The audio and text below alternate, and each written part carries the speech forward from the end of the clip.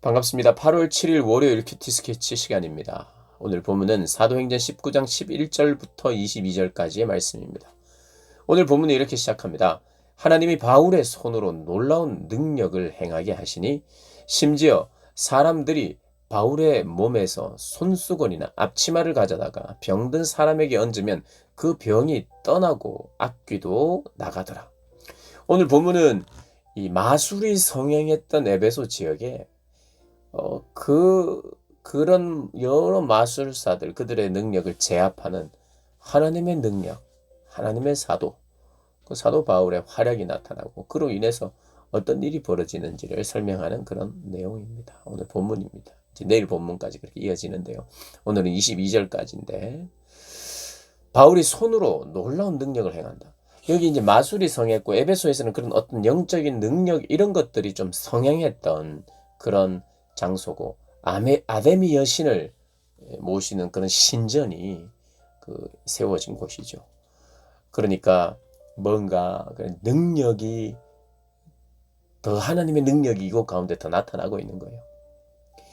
근데 심지어는 바울의 몸에 있는 손수건이나 앞치마를 가져다가 병든 사람에게 얹으면 낫고 악귀도 떠나가고 이런 이 보통 마술보다 더 큰 능력이 여기에 있는 거예요.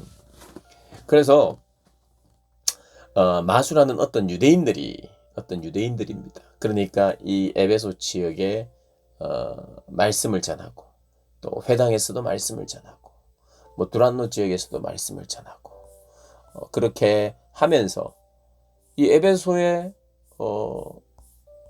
계속해서 하나님의 어떤 그 말씀이 전해지고 능력이 나타나니까 그 지역에 뭔가 변화가 있는 거죠, 변화. 근데 오늘 본문에 마술하는 어떤 유대인들입니다. 시험 삼아 악기 들린 자에게 주 예수의 이름으로 불러서 이야기해 봅니다. 예수의 이름이 뭔가 능력을 발휘하는 것 같으니까 그런 흉내를 낸 거예요. 그래서 그때 유대인의 한 제사장 스게와의 7 아들도 이 일을 행했다. 근데 어떤 일이 벌어집니까? 악기 들린 사람이 그에게 뛰어올라서 눌러 이겨버립니다. 뭐라고 이야기하느냐? 예수도 알고 바울도 아는데 넌 누구냐? 하면서 귀신이 오히려 그들을 눌러버립니다. 그래서 그들이 상하여 벗은 몸으로 그 집에서 도망가는 그런 수치를 경험하죠.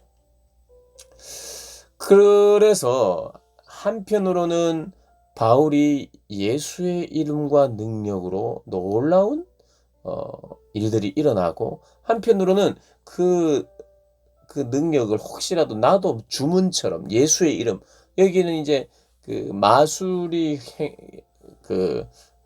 성행하던 곳이니까 어떤 주문을 가지고 특별한 사람에게 어떤 자기만의 주문들이 있는데 예수 이름이라고 하는 주문이라고 생각했던 것 같아요. 그래서 예수 이름을 한번 내가 차용해서 내가 그냥 임의로 그냥 흉내 한번 내보려고 했던 것 마술적 힘이라고 생각하고 했다가 낭패를 보는 거죠. 그러니까 아무나 이 주문을 그 사람들이 생각할 때는 이 주문과 같은 예수 이름을 사용해서는 안 되는구나.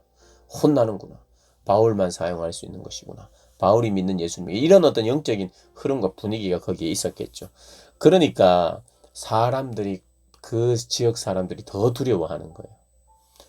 그래서 17절에 보니 에베소에 사는 유대인들과 헬라인들이 다 이 일을 알고 두려워하며 주 예수의 이름을 높이고 믿은 사람들이 많이 와서 자복하여 행한 일을 알리며 또 마술을 행하던 많은 사람이 그 책을 모아가지고 와서 모든 사람 앞에서 불사르니 그 책값을 계산한 즉 은 5만이나 되더라.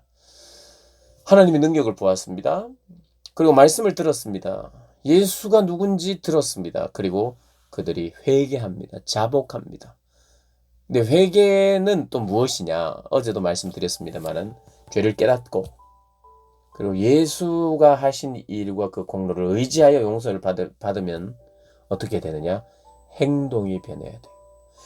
자기가 살았던 삶의 방식이 변합니다.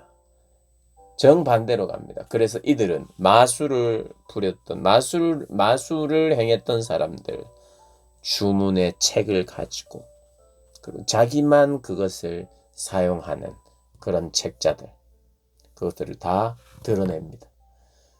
이 주문은 자기만 알아야 되는데 그냥 그 주문을 드러내요. 책을 다 보여주고 책을 다 불살라버립니다. 그리고 그에 합당한 자기의 자백 그리고 결단을 공적으로 다 드러내는 거예요. 그래 자기가 가지고 있다고 생각하는 그 주문의 힘을 다 버리고 하나님을 믿고 의지하고 예수님을 바라보게 되는 것. 그것이 이 에베소 지역에 일어난 참된 회개의 모습이에요. 다시 한번요. 자백, 회개, 깨달음. 죄에 대한 깨달음. 심각한. 그래서 내 마음이 아프고. 그리고 두 번째는 값진 그분의 대가. 예수 그리스도의 보혈과 공로. 그렇게 되면 어떻게 되느냐? 분명한 삶의 결단과 변화가 생기는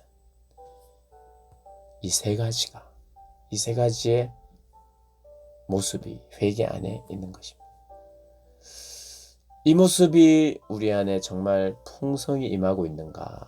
그래서 내가 그 변화의 이유가 나의 죄에 대한 깨달음과 그리스도의 공로, 그분의 값진 대가 때문에 내 행동이 변하는지도 살펴봐야 할 것이고, 변화는 없고 변화가 여전히 없다면 이 변화가 없는 이유는 그분의 값진 공로에 대해서 그리고 나의 죄에 대한 깨달음이 피상적이기 때문일 수 있다는 것 우리가 기억하면서 그렇게 오늘 본문을 대해야 할 것입니다.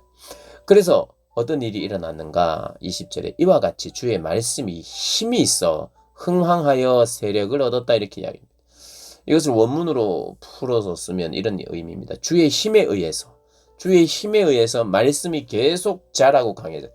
주의 힘 때문에 주의 능력이 에베소 지역에 거기는 나름대로의 종교적인 능력이 있다는 마술사들이 있는 그곳에 하나님의 능력이 임하자 하나님의 말씀에 힘을 더 얻어서 하나님의 말씀이 계속해서 자라고 강해지고 이 지역에서 강해졌다고 이야기하는 거예요.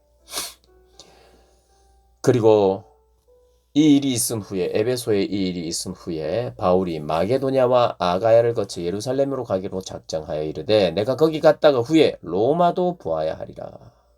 이 일 후에 이런 일이 있은 후에 어떤 면에서는 승리하는 그분의 능력을 인정받는 그러한 지역에 어떻게 보면 좀 안정적인 그런 모습을 찾은 후에 사람은 거기에 머무르고 싶지만 사도는 주의 영을 따라서 성령을 따라서 증인의 역할을 감당하기 위해서 또 다른 지역에 증인으로 가고 있는 것을 봅니다. 안정이 되면 떠나기 싫은데 바울은 떠나고 있습니다. 그러니 하나님이 그를 계속해서 인도하며 나가는 것이죠. 그렇게 하나님의 인도를 받는 하나님의 인도가 무엇인가? 하나님의 인도. 안정을 찾으면 우리가 계속해서 머물고 싶은 게 우리의 본성인데 그리고 때로는 하나님이 안정을 주셔서 내가 계속 머무르면 되겠구나 하는 것이 자연스러운 생각일 수 있는데 안정을 찾았다? 그러면 이제 사인으로 본 거죠. 이제 됐구나. 다른 사람을 세보고 나는 또 다른 지역에 증인으로 가야 되겠다. 하나님의 인도. 안정이 되면 떠나는 것일 수 있다는 거 여러분 혹시 한번 생각해 보신 적 있습니까? 사도 바울의 삶은 다 그랬습니다. 물론 함부로 우리가 쉽게 그냥 흉내만 내서는 되지 않아요. 뭔가 자주 떠난다고 그게 좋은 것도 아니에요. 사람들이 문제가 생기고 오랫동안 같이 잘 교제하지 못해서 자꾸 트러블이 생겨서 떠나는 것은 문제죠. 나는 어떤 사람들과 1년, 2년 이상 못 사겨. 이건 문제죠. 그러나 잘 사귀면서도 더 사랑이 무르익고 더 있으면 더 좋을 것 같은 그런 상황에서도 이렇게 되었으니 이게 이제는 옮기라는 하나님의 뜻이구나를 생각할 수 있는 사람이 누구였는가? 사도 바울이었어요.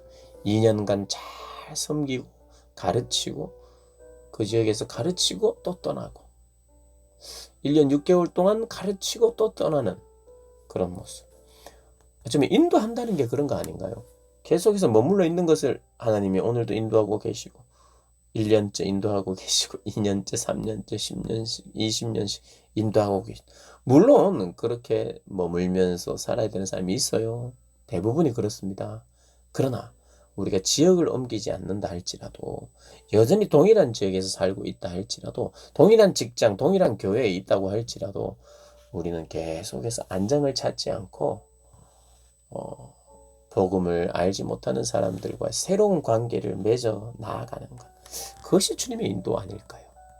자꾸 복음이 필요한 사람을 찾는 것. 그게 성령의 인도를 받는 사람 아닐까요?